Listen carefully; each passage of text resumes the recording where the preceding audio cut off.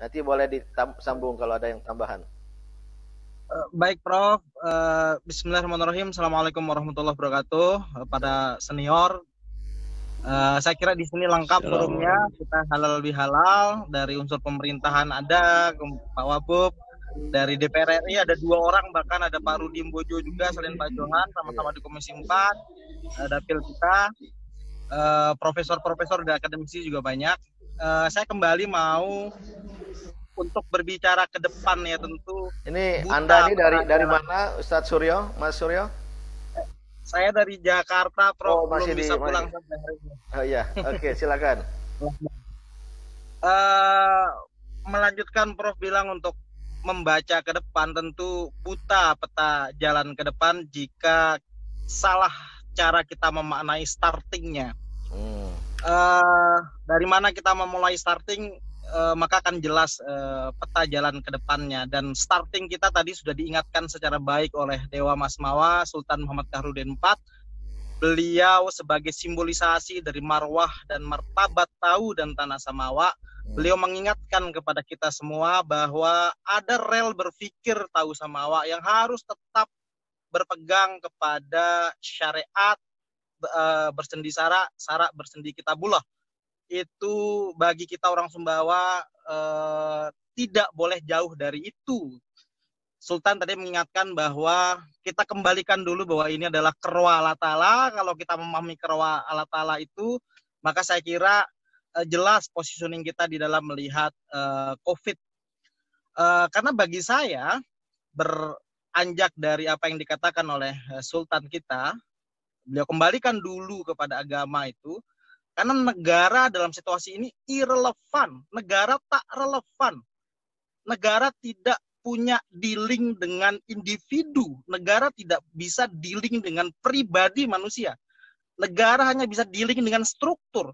Sementara serangan daripada COVID ini lebih terkait kepada pribadi orang. Kebahagiaan menjadi alat sembuh. Daya tahan tubuh berhubungan dengan psikologi. Itu semua adalah ruang-ruang agama. Yang ada salah besar negara sejak awal, dia justru seperti mengeksklud agama dan menjadikan agama sebagai, seperti yang dikatakan oleh Dr. Eka tadi, tempat-tempat agama menjadi pusat-pusat klaster. Ada salah dealing dalam negara memanai agama, padahal yang paling bisa mendorong untuk kebahagiaan, yang bisa mendorong imunitas yang terkait karena kebahagiaan itu adalah dealingnya agama. Maka jangan jauhkan orang dari agama dalam hal ini. Manfaatkan agama untuk memperkuat daya tahan tubuh masyarakat. Nah, yang kedua, saya mulai melihat terlalu banyak fiksi di dalam cerita COVID ini. Seperti yang dikatakan tadi bahwa COVID tidak seseram yang diceritakan. Terlalu banyak industri yang bermain di belakang COVID ini. Kalau mau kita tracing semisal, begitu banyak kebijakan-kebijakan yang diambil oleh pemerintah yang itu didasarkan oleh pilihan-pilihan pertimbangan politik dibandingkan dengan mendengar para ahli. Semisal sekarang, kebijakan pemerintah mengkarantina 14 hari masyarakat. Apa dasarnya karantina 14 hari? Wong, kalau saya tracing, silakan bisa di tracing bersama-sama.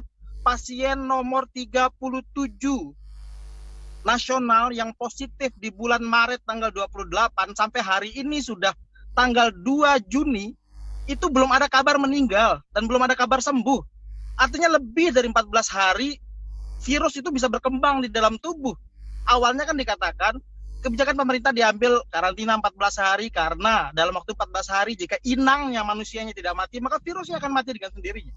Nyata-nyatanya, dicek saja itu pasien nomor 37 itu, sampai hari ini nggak ada kabar beliau itu meninggal dan nggak ada kabar beliau sembuh, artinya masih sakit. Artinya itu penyakit sampai hari ini masih ada di dalam tubuh, artinya lebih dari 14 hari.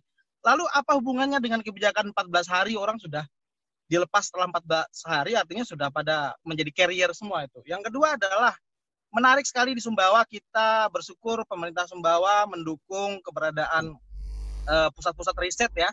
Sumbawa salah satu daerah yang memiliki kesempatan untuk memiliki alat PCR sendiri dengan adanya Sumbawa Technopark. Dan yang menarik dari temuan Sumbawa Technopark adalah 2 bulan pasca pasien sembuh, sembuh ketika di swab lendir di hidung, di swab lendir di tenggorokan. Ternyata dicek di Sumbawa, pada fesesnya, pada EE-nya itu, ternyata orang yang sudah sembuh itu masih meninggalkan virus di dalam fesesnya. Maka cerita semisal dari tema halal bihalal kita akan ada masa selepas COVID, yakinlah itu tidak ada masa selepas COVID itu. Tidak ada cara lain untuk menatap masa depan yang lebih indah adalah selain menerima fakta bahwa inilah dunia baru kita. Dunia lama kita yang penuh dengan perjumpaan, penuh dengan barter, penuh dengan salaman cipika-cipiki itu sudah kiamat. Kita mana inilah dunia baru kita dengan segala habitus barunya. Anda bertahan dengan tabungan tanpa bergerak dalam situasi hari ini, Anda akan ditinggal dan digilas oleh sejarah. Tabungan Anda dalam 2 minggu akan habis. Anda harus terus move on, harus terus bergerak. Yakinlah bahwa perangkat sistem yang diciptakan oleh Tuhan di dalam tubuh manusia jauh lebih kuat dari daya destruktif virus ini, asalkan tetap dengan disiplin yang tinggi dan kembali kepada kearifan lokal Sumbawa. Saya mau ngomong setengah detik tentang kearifan lokal Sumbawa. Orang Sumbawa dahulu selain ada petinang di depan rumahnya itu, orang-orang tua kita, kakek-kakek kita tuh di atas anarnya masih ada ciri bahwa mereka itu harus membersihkan tangan sepulang dari sawah dengan air yang mengalir, tidak hanya dengan petinang. Di atas sudah dicuci dengan petinang, di bawah tangga yang tek ke bawah anar, bawah anar masih ada ciri yang harus terus diisi itu.